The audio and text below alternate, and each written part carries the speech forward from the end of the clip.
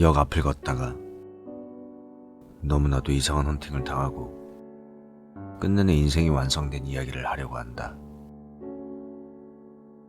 아내와 어떻게 만나게 되었는지에 관한 이야기인데 아마 이곳에 쓰는 게 맞지 않을까 싶어서. 난 어렸을 때 1년에 한 번씩 늘 같은 꿈을 꾸곤 했다. 중학교 무렵까지 매년마다 그 꿈을 꾸었던 기억이 난다. 클로버가 곳곳에 피어있는 들판에서 머리를 양갈래로 따은 어린 여자아이가 뛰어다니는 꿈. 이 꿈을 꿀 때면 왜 그런진 몰라도 이제껏 느낀 적 없던 종류의 행복감을 느끼며 조용히 바라보고 있었다. 고등학생이 되고 나서는 꾸지 않다 보니 어른이 되고서는 까맣게 잊고 살고 있었다.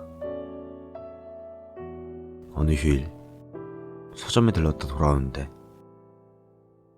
"저 죄송합니다" 하고 웬 여자가 내 어깨를 두드렸다. "어? 나 말인가?" 싶어 헤드폰에서 귀만 내밀고 "네?" 하고 되물었다. 오묘한 얼굴로 "저 혹시 저랑 어디선가 만나지 않으셨나요?" 라고 질문해왔다.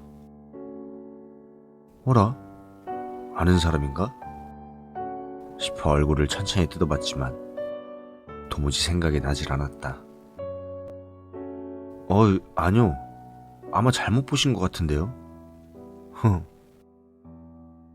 이렇게 웃으며 대답했다. 여자는 찜찜하다는 듯 "아, 네, 그렇군요. 아무튼 죄송합니다" 하고 고개를 숙였다. 그리고 갑작스레 얼굴을 훅 들더니 "저 첫눈에 반했어요. 저랑 사귀어주지 않을래요?" 이렇게 뜬금없이 고백을 해왔다. 그제 나는 겨우 이게 헌팅인가 싶었다. 전혀 인기가 없었던 나는 여자한테 고백을 받았다는 것만으로 날아올 듯한 기분이었다. "아, 네, 잘 부탁합니다" 하며 조금 폼도 잡아보고 여자도 웃으며 "저 그럼 연락처를 알려줄 수 있을까요?" 하고 휴대폰을 건네와 그날부터 연락을 하게 되었다. 나는 친구들에게 나 왠지 헌팅 같은 걸 당해서 말이야. 아무튼 여자친구가 생겼다고 하면서 자랑을 해댔다. 하지만 여자친구 쪽은 어쩐지 데이트를 할 때도 연락을 할 때도 무례하게 하고 있는 느낌이랄까. 정신이 딴 곳에 가 있는 느낌이었다. 처음에는 긴장이라도 한 걸까 싶었지만 점점 나를 사랑하지 않는 건 아닐까 하는 생각이 들 무렵이었다. 그래도 그럭저럭 3달 정도가 지나 어느 날 우리는 같이 드라이브를 가게 되었다. 차를 타고 가자는 이야기를 꺼낸 순간 여자친구의 얼굴이 가면처럼 굳어서 당황했지만 곧 웃으며 드라이브 좋겠어. 가고 싶어." 이렇게 대답했다. 그리고 당일 여자친구를 만나자 엄청 큰 배낭 같은 걸 메고 왔었다. "야, 소풍도 아닌데 뭘 이렇게 많이 싸왔어?" 이렇게 웃고는 꽤 시골인 동네를 떠나 평소와는 다른 도시 쪽으로 나가보기로 했다. 그날 여자친구는 너무나도 반짝반짝 빛나 보였다. 역시 수수한 시골보다는 도시 쪽이 즐겁겠지. 잘 왔다는 생각이 들었다. 꽤 멀리 차를 타고 나오다 보니 여자친구가 만들어준 주먹밥이나 샌드위치를 먹기도 하고 차 안에서 둘이 이런저런 이야기도 나누고 나도 너무 좋아서 즐거웠다. 이후에도 가끔 드라이브 데이트를 하게 되었고 여자친구는 매번 이것저것 만들어 와서 마음의 거리가 줄어든 느낌이었다. 어느 날 언제나 그렇듯 여자친구 집 앞에서 여자친구를 태우고 운전을 하는데 여자친구가 조수석에 앉자마자 입을 열기 시작했다. 오늘인가 보네. 아마. 어? 뭐가? 하고 묻자. 응? 나 뭐라고 말했어? 라고 웃으며 대답해 조금은 당황스러웠다. 하지만 오늘 어딜 갈 거냐고 이야기를 하다 보니 평소와 똑같았기에 평범하게 데이트를 마치고 저녁을 먹은 뒤 돌아오는 길에 올랐다. 계절은 겨울, 주변은 산길이라 벌써 어두웠다. 내일은 날씨가 영하래. 정말? 큰일이네. 이런 이야기를 나누며 운전을 하고 있었다.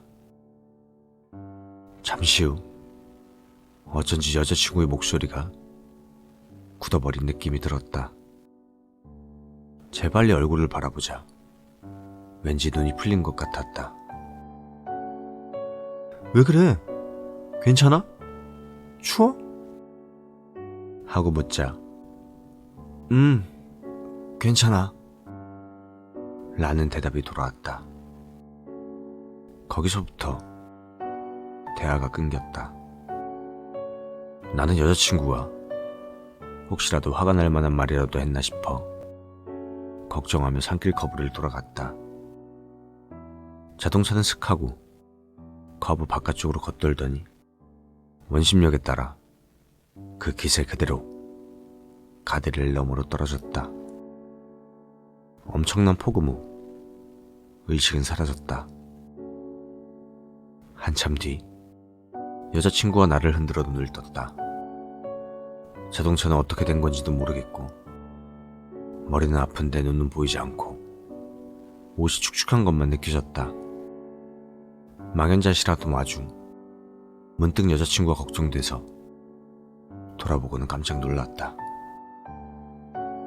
여자친구는 무사했는지 멀쩡한 모습으로 담담하게 언제나 메고 다니던 큰 배낭에서 거즈와 붕대 같은 걸 꺼내고 있었다. 나중에 알게 된 것이지만 실제로는 여자친구도 다친 채였다.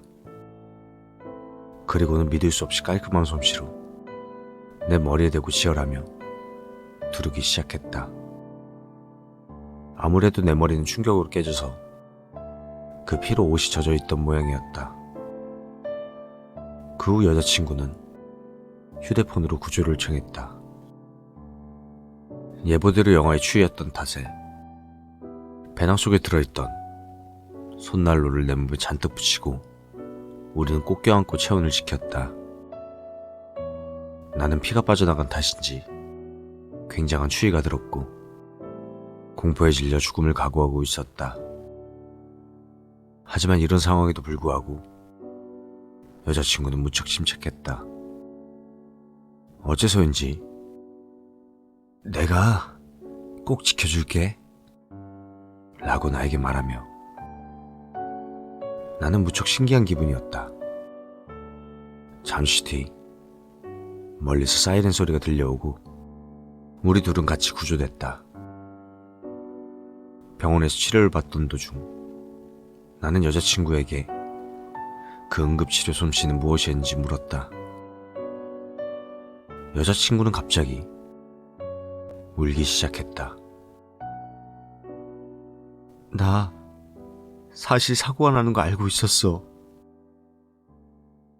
이렇게 말하며 믿을 수 없는 이야기를 꺼내기 시작했다. 여자친구는 어릴 때부터 모르는 남자가 밤중 산길에서 사고를 당해 죽는 꿈을 반복적으로 꾸었다고 한다. 너무 자주 꿈을 꾸다 보니 어떻게든 도와주고 싶다고 여기는 사이 어쩐지 위에서 내려다보는 꿈이 조수석에서 지켜보는 것으로 바뀌었다고 한다. 그리고 차차 꿈을 꿀 때마다 어떻게 사고가 일어나서 어디를 다치고 무엇이 원인이 되어 죽는지를 파악하게 되었다고 한다. 그래서 남자가 죽지 않도록 꿈속에서 필요한 도구를 갖추기 시작했다는 것이다. 그리고 그 노력의 결과 사고 끝에도 살아나는 게 당연한 일이 되어 자신을 바라보게 되었다는 이야기였다. 처음 나를 봤을 때 여자친구는 너무나 큰 충격에 온몸에서 땀이 나고 토할 것만 같았다고 한다. 그도 그럴 것이 정기적으로 꿈에 나오던 남자를 현실에서 마주친다면 누구라도 무섭겠지. 처음 말을 건 그날은 정말 큰맘 먹고 말을 걸었다고 한다.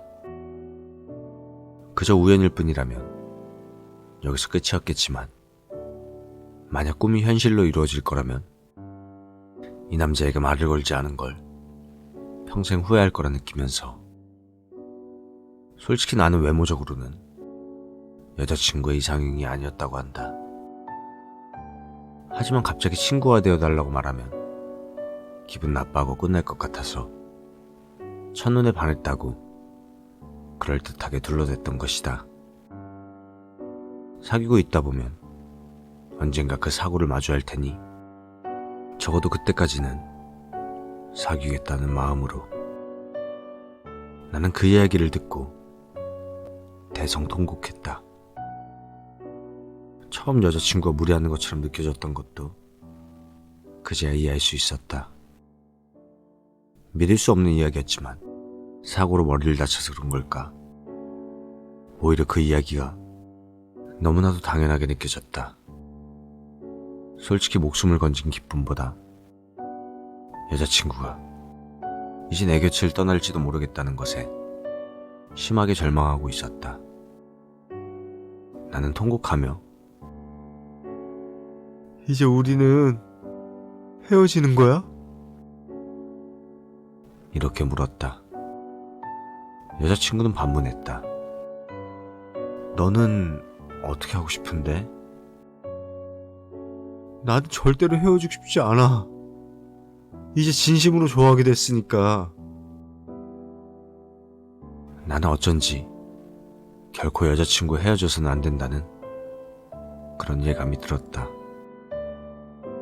당시엔 나 같은 놈이 이런 여자를 놓치면 다음은 없을 거라는 생각에서 그랬다고 여겼지만 아마 헤어지면 안 된다는 것을 내 마음속 어딘가에 이미 알고 있었던 것 같다.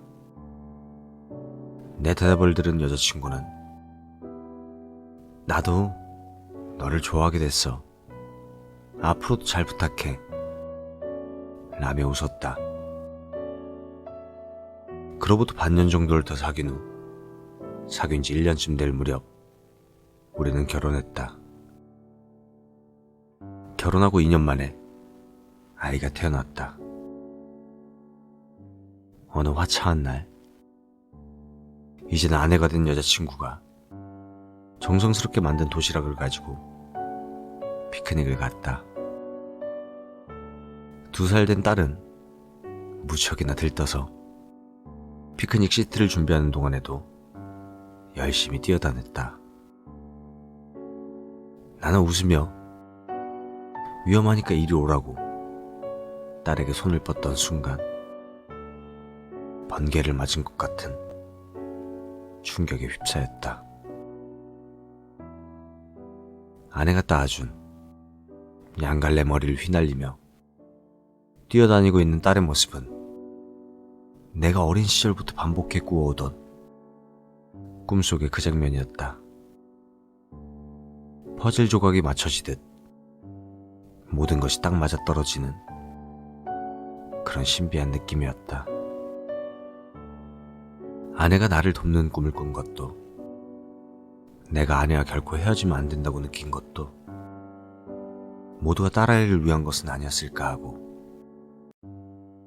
그 꿈을 보고 느끼던 말로 표현할 수 없던 행복감은 고작해야 중학생이던 내가 알 턱이 없는 것이었다.